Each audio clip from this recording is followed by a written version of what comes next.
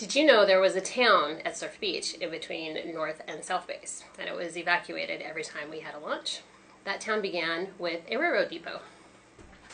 So in February of 1901, the Southern Pacific Company began construction of a passenger and freight depot to be located where the Lompoc branch joined the main line.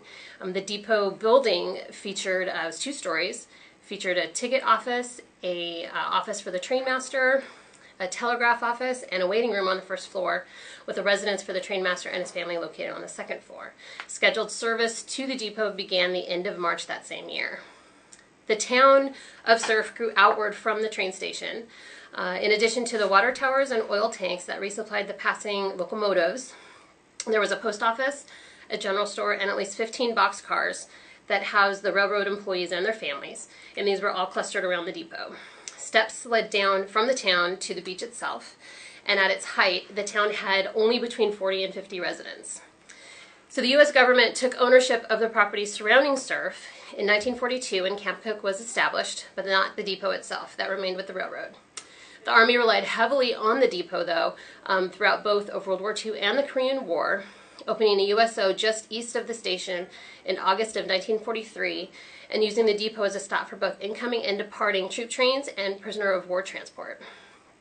When the Air Force and the Navy took control of the former Camp Cook in 1957, that new mission required the evacuation of the 40-plus residents whenever there was a launch.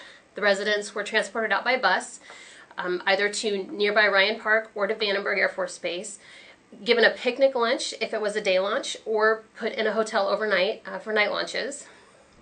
The one person that stayed behind was the station agent, who went into a bomb shelter right when the launch was going into countdown. So as trains modernized, the town itself diminished and then eventually just disappeared. The depot building itself was demolished in November of 1971, leaving just the telegraph station, which was closed in 1985. And then ultimately, the town of Surf was replaced by the automated ticketing kiosks that are out there today.